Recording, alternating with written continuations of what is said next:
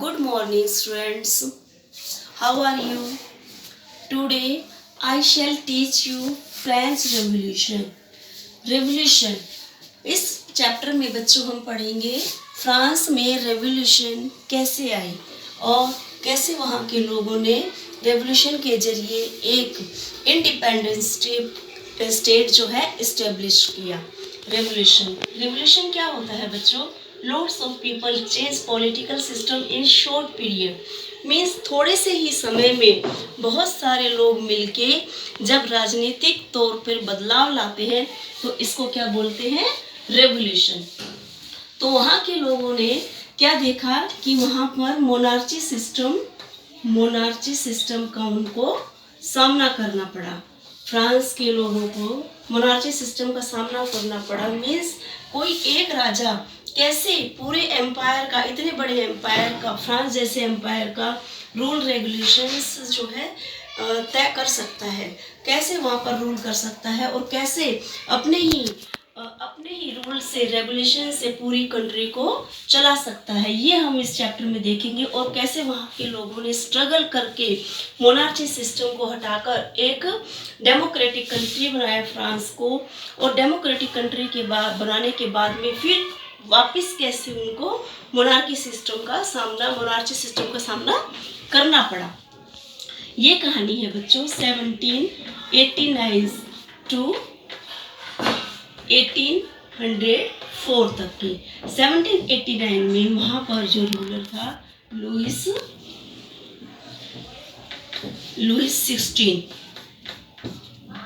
16 and फिर कैसे Louis 16 को हटा के वहाँ पर एक रिपब्लिक स्टेट बना और फिर कैसे वापस वहाँ पर जो है नेपोलियन जो है दोबारा से वहाँ पर राजा बन गया और वहाँ के लोगों को, वहाँ के सिटीजन्स को दोबारा से मोनार्ची सिस्टम का सामना करना पड़ा। इस स्टोरी को हम देखेंगे कि कैसे 1789 एक इम्पोर्टेंट डेट है फ्रांस की स्टोरी में, जो कि 1789 को हम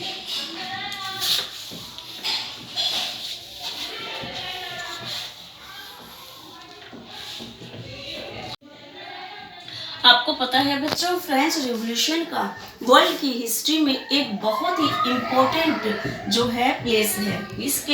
इसकी वजह से बहुत जो देश जो है इन्फ्लुएंस हुए और इसकी बहुत इम्पोर्टेंस है हमारे वर्ल्ड की हिस्ट्री में। फ्रेंच रेवोल्यूशन स्टार्ट होती है बच्चों 14 जुलाई 1789।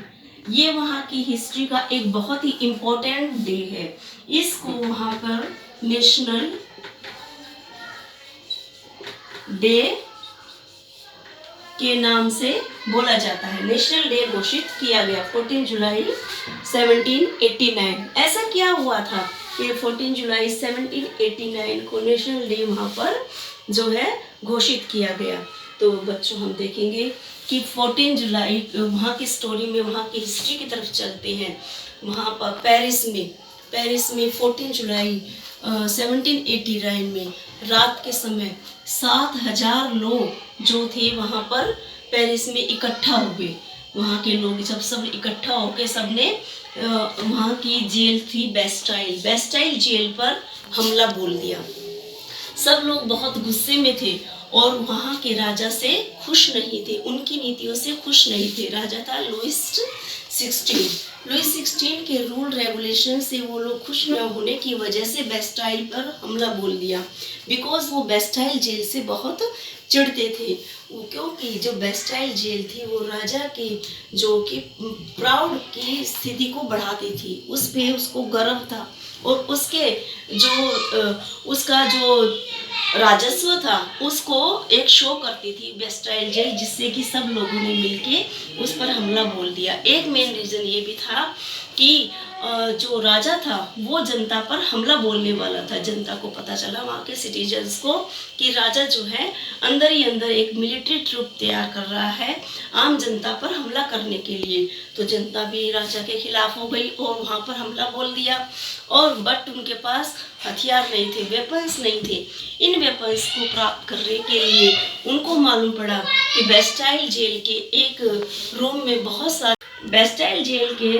रूम में बहुत से हथियार रखे हुए हैं। उन्हीं वेपन्स को प्राप्त करने के लिए लोगों ने कम से कम 7,000 लोगों ने इकट्ठा होकर बेस्टाइल जेल को तोड़ डाला, वहाँ के प्रिजनर्स को फ्री कर दिया और वहाँ के सारे वेपन्स को हथिया लिया। तो इस तरह से वहाँ ये ऐसा क्यों हुआ, इतने बड़े राजा के शासनकाल में लोगों की इतनी हिम्मत कैसे हुई और क्यों उन्होंने ये सब किया, इस बात को जानने के लिए हमें बैक में जाना पड़ेगा। Back history of the France देखनी पड़ेगी।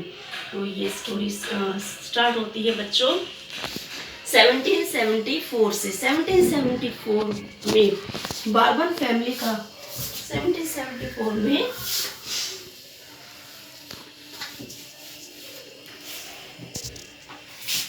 बार्बन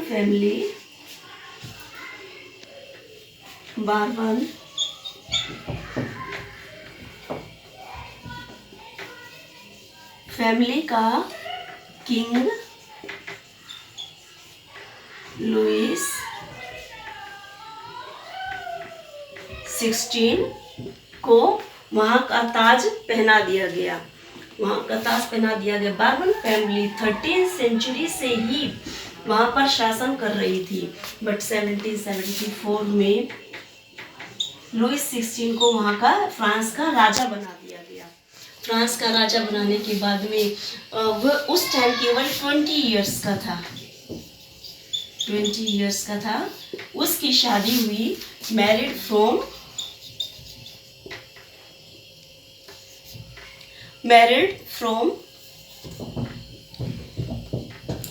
विद मारिया। उसकी मारिया नाम की एक राजकुमारी से शादी हुई। मारिया ऑफ ऑस्ट्रिया की राजकुमारी से शादी हुई।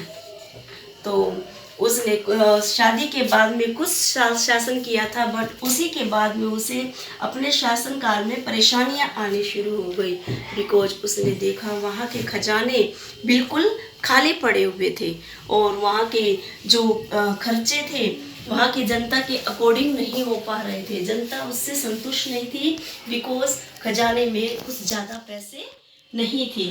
तो लेकिन उसका खजाना खाली क्यों था? जब वह अपने सिंहासन पर असेंडेड हुआ तो उसके खजाने में पैसे क्यों नहीं थे? इसके कुछ रीजन थे जो कि हम देखेंगे। फर्स्ट रीजन था wasted shortage of money in France. First reason था wasted money in past wars. उसके आने से पूर्व जो देश में बहुत वार हुए थे, बहुत युद्ध हुए थे, उसके कारण जो था वहाँ का पैसा बहुत खर्च हो गया था, जिससे कि खजाने वहाँ के खाली हो गए थे। और सेकंड रीजन था maintain the palace of Versailles में जो थी उसकी वर्साइल्स में एक पैलेस था, बहुत शाही पैलेस था, जो कि जो किंग का कोर्ट माना जाता था। उसके मेंटेनेंस में भी बहुत पैसा खर्च होता था।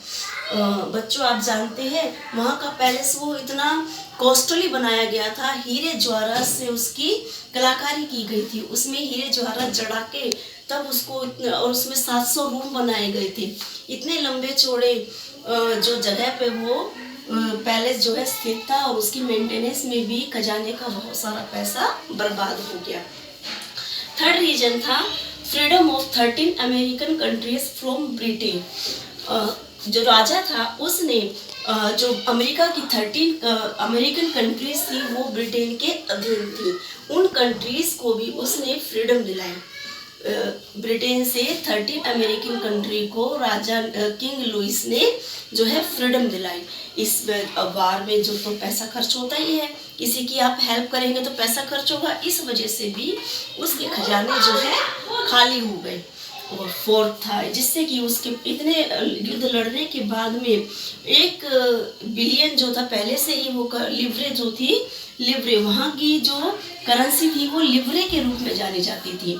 वो पहले ही लिवरे के कर्ज में डूबा हुआ था राजा, और फिर 2 बिलियन लिवरे जो था उसके ऊपर और ज़्यादा कर्ज हो गया। तो किंग जो है ज़्यादा से ज़्यादा कर्जे में डूब गया। और फिर था चार्ज 10% इंटरेस्ट। जो उसने कर्जा ले रखा था, जो भी उसने किसी से पैसे लिए थे, जो लोन लिया हुआ था, उसका उसे इंटरेस्ट भी देना पड़ता था। तो खजाने में उस 10% उसको इंटरेस्ट देने के बाद में खजाने में उसके पास कुछ भी पैसे नहीं बचे थे। तो यही रीज़न था कि जो राजा था वो बिल्कुल एकदम से उसको खजाना खाली मिला, और उसने अपने इसी खजाने को बढ़ाने के लिए कुछ निर्णय लिए, कुछ अपने डिसीजन लिए, और वहाँ के लोगों को अपने डिसीजन से जो है अवगत कराया। तो बच्चों, आपको आज इतना ही, और आपको होमवर्क करना है। शॉर्टेज ऑफ मनी के जो फ्रांस में रीजन थे वो आपको नोट्स बनाने हैं फेयर नोटबुक में, और जो 74 से लेके जो लुई 16 की स्टोरी है, आपको बुक के अकॉर्डिंग उसके नोट्स बनाने हैं। ऑलराइट।